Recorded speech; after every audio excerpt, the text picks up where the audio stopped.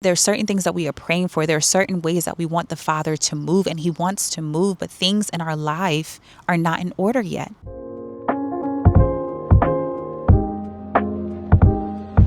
Hey y'all, welcome back to my channel. If this is your first time here, my name is Samantha and this is On the Hill. And on today, we are going to talk about the importance of planning. Okay. So one thing I always say is that not everything is spiritual. Right. And this is what I mean when I say that. So sometimes things are feeling really chaotic or things are happening in our lives and we blame the devil. We feel like God is mad at us. And I'm not being funny when I say this, right? Because I can even sometimes still be this type of person.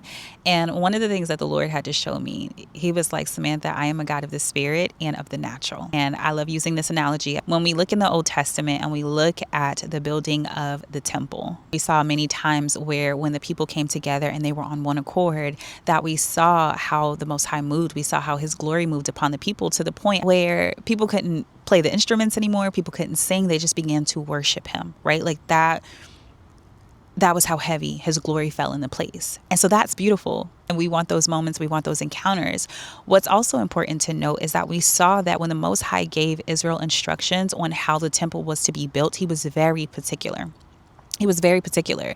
And I remember asking Him, I was like, man, what's the purpose of this in the Bible? Like, this wood, this cubit by this cubit, right? And it gets long. I mean, I ain't gonna lie. Like I skipped over some of those parts when I was trying to go through the Bible, but it was just like, what is the point of you being so specific, and not only being so specific, but like communicating that, right? Like, why did it need to be in the Bible?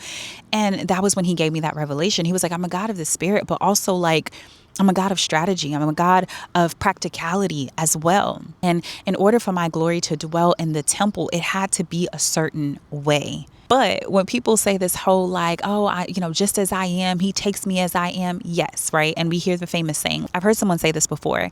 Come as you are. Like when you come to Christ, when you come to the Messiah, yes, you come nasty, filthy, all of who you are. And even when we read the Bible, and even when you are in Christ, it says that our righteousness are as filthy rags, right? So yes, come as you are, but that doesn't mean that you get to stay as you are. Where the Father wants to dwell, He wants a place that is clean. He wants a place that is in right standing. He wants a place that He can really just exemplify His glory and move in the way that He desires. And I know you're probably wondering, what does this have to do with it being a better planner of my life, right?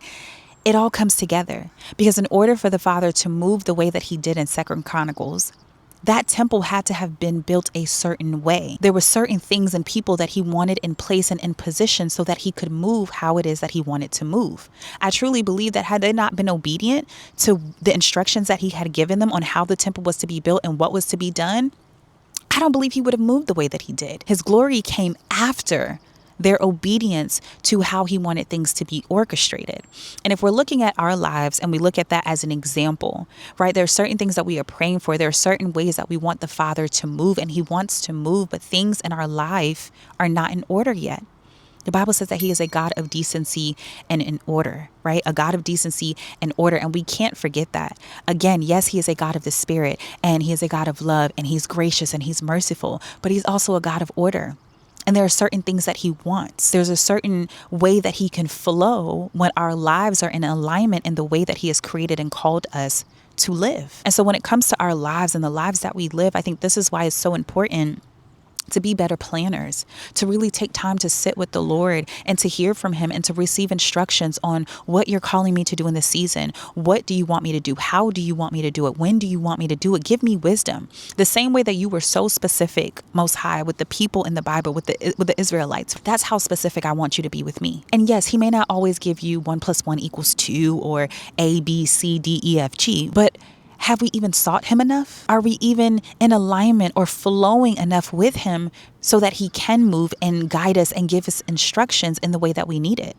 So I want to give that backdrop and that story as an example and an encouragement for us to truly be better planners, to get our lives in order, to become decent with the matters that He has entrusted into our hands. Some of us are just living life. We just show up for the day. We show up for a new week. We don't know, I'm about to convict myself here. We don't know what we're eating this week. We don't know what the family is eating this week. We don't know who has what appointments this week, right? We're just in survival mode. We're just struggling through the day. And yes, there are seasons when we're in survival mode. After you've had a new child, the newborn phase. If you're going through a sleep regression, right? Like there's an understanding that there are seasons of life where it is going to be busy. Things may feel a little more chaotic than others. We just moved. Things feel very chaotic for us, especially. Yeah, things feel very chaotic, right? And things are getting a little better. And so in that season of things being chaotic, I was like, you know what? There is grace, right? There is grace. But also, I don't want to live in a place of chaos. I don't want to live in survival mode. I don't want to live in that place. It wasn't for us to live in survival mode. Survival mode is something that is to happen temporarily. The body goes into survival mode temporarily to protect itself, but it has to come out. And I say this all the time. Some of us are living in survival mode because we live high stress lives and we're not practically and properly preparing for the things that we are doing. Obviously, my son just wants to, ride off in his bike in the middle of my video. It's fine. But some of us can come out of survival mode if we would be better planners of our lives. Again, not everything is spiritual. Some of us need to sit down on the first day of the week and we need to really be aware of what's coming that week. Again, what appointments do people have?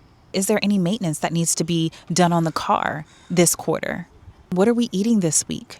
Do I need to call anyone this week? Like, stop just showing up and be more intentional in how you manage your life. Be a better manager at your life. I want us to look at planning and managing our lives. I know this sounds bad, but it's like the warm up, right? Or foreplay. If you're married, it's like foreplay. If you're not married, we're just going to call it the warm up, right? If you are about to go do a workout, if you are about to go, say, play a basketball game or whatever you're about to do, they always tell you that you need to warm up. You don't want to just show up and shock your muscles, shock your body into doing something that you have not prepared it to do. And when we just show up in a new week or a new quarter or a new year without thought, right, without having sought the Most High, without having received instructions from Him, or without having planned, then what we're doing is we're shocking our bodies, we're shocking our families into something that they have not been prepared for. Another example is, not being funny and not trying to, be inappropriate. But if you are married, before you have a moment of intimacy with your mans, right, 9 times out of 10, okay, there's a little foreplay before the big game, right? Now, some seasons there aren't any foreplay. You just kind of get to it, and that's okay too. But the idea, okay, let me bring it back. The idea is that we have got to do better with planning, y'all. We've got to do better with planning. Again, at the beginning of a new year, I recommend planning. At the beginning of a quarter, if the new year feels too much, then at the beginning of each quarter, just sit down and plan for the next 3 months. And sometimes you'll just kind of do more of, an overarching plan. You may not have all the details, and that's okay. But as much as you can, it creates peace for you, internal peace, mental, emotional peace for you, but it also does it for the people around you. Because let's be honest, when we are rushing and when things are chaotic, we're more likely to be snapping at people. We're more likely to be frustrated and irritated, right? Because things are not going as planned. We're doing things at the last minute. And so understand that when you are a better manager and planner of your life, it's affecting everyone around you. And this is why it says the Proverbs 31 woman, that she was a planner. She was aware of the things to come. She had no fear for the future because she managed and planned her affairs well. And so again, not everything is spiritual, y'all. Some things are as good as, let me just be aware of what's on the calendar. Let me have an idea of what we're going to eat this week. Before I go to bed, let me just think about what is going to happen tomorrow. What's on the schedule for tomorrow? The last thing I'll say is to schedule your time to plan and prepare for the things that you have been entrusted like it's an appointment. If you schedule a doctor's appointment or a dentist appointment or whatever it is, you are going to show up, especially if they charge you for a no-show or for a late cancellation. You are going to honor that because it's going to cost you something. As biblical women that should be managing our homes well and effectively, it costs us to not manage well. It costs us not to plan. It costs us not to be aware. It will cost mental peace, emotional peace, peace within your home. It will cost your children's peace because now you're fussing at them when it all could have been avoided had you planned and managed your schedule, your week, your day better. Right? So set an appointment. Again, for me, at the beginning of a quarter, I like to sit down and be aware of the things that are to come, but especially at the beginning of a new week. At the beginning of a new week, at the beginning of a new month, right? Plan, manage better, because it will cost you. There are so many things that fall through the cracks, even in our own lives, because we don't sit down enough. My husband and I were just having this conversation of how we just need to be better at sitting down and planning, having finance meetings, having business meetings together, not just talking on the go, because so many things fall through the cracks when you don't have those important conversations, when you don't have that sit down time to be aware of the things that are coming. So I pray that this video encourages you guys. It helps you, it reminds you, it convicts you to, again, remember that He is a God of practicality.